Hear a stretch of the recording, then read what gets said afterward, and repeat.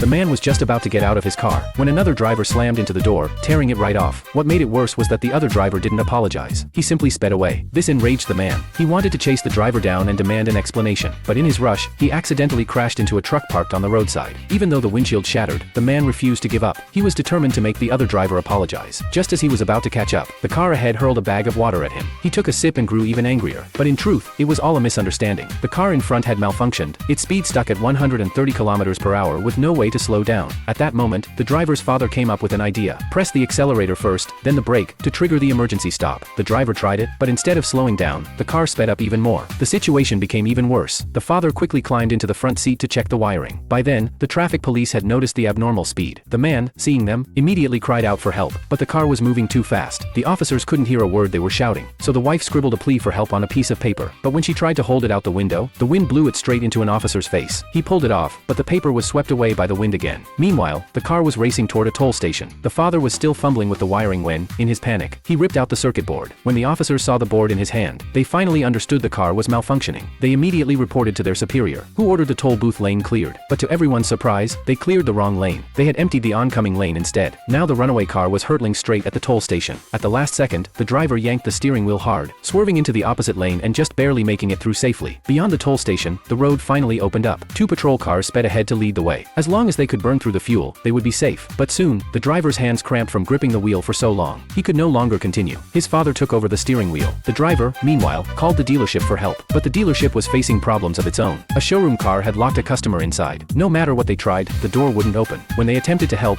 the handle snapped right off. Even an engineer who was brought in couldn't fix it. In the end, they had no choice but to dismantle the entire door. All the dealership could do was wish the driver's family good luck. To make matters worse, a severe traffic jam loomed 40 kilometers ahead. The road couldn't be cleared in time, so the police tried one last plan. They drove patrol cars alongside, matching speed, and successfully transferred the passengers into the police cars. But the windows were too small. How could the driver and his father escape the speeding vehicle? Would they really be able to get out alive?